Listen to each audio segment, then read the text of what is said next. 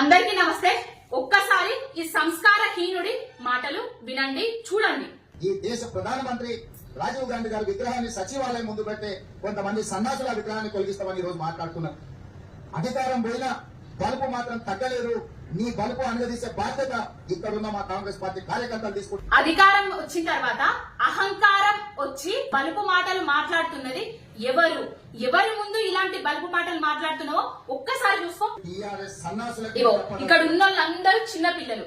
చిన్న పిల్లల ముందట ఏ భాష ప్రయోగించాలి, ఎట్లాంటి మాటలు మాట్లాడాలి అని తెలియని సంస్కారహీనుడు ఈ గుంపు మేస్త్రి. ఆ సన్నాసి దుఃఖం బాధ ఏందని నేను కనుక్కుంటే అక్కడ వాళ్ళ అయ్య విగ్రహం పెడదాం అనుకున్నాడట. వాళ్ళ అయ్య పోయేది ఎప్పుడు, వీడు పెట్టేది ఎప్పుడు అక్కడ విగ్రహం. వాడు వీడు నోటికి ఎంతస్తే అంత బలుపు మాటలు.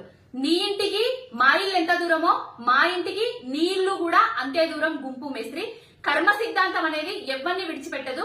నువ్వు ఎవరింట్లో ఏం కావాలని కోరుకుంటున్నావో నీ ఇంట్లోనే అది జరిగేటట్టు ఆ భగవంతుడే చూస్తాడు. రాజీవ్ గాంధీ విగ్రహాన్ని పెడుతున్నారు, ఆ ప్లేస్ లో తెలంగాణ తల్లి విగ్రహాన్ని మేము అధికారంలోకి వస్తే మళ్లీ పెడతాము అనేసి కేటీఆర్ అన్న గారు చెప్పిండ్రు.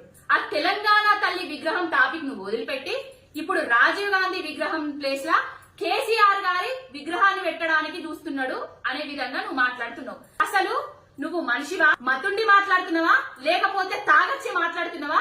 ఏం మాట్లాడుతున్నావో మాకైతే అర్థం కావట్లేదు.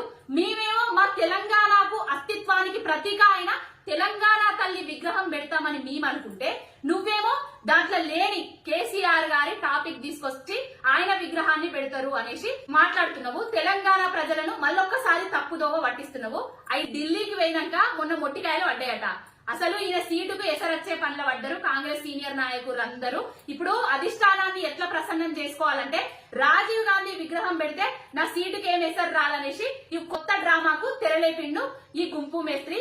తెలంగాణ సమాజానికి, తెలంగాణకు ఈ గుంపు మేస్త్రి చాలా హానికరం. తెలంగాణ ప్రజలారా తస్మాత్ జాగ్రత్త. ఈయనే మాయదారి మాటలకు మోసపోవద్దు. ఇప్పటికే అధికారం ఇచ్చి చాలా మోసపడుతున్నాం.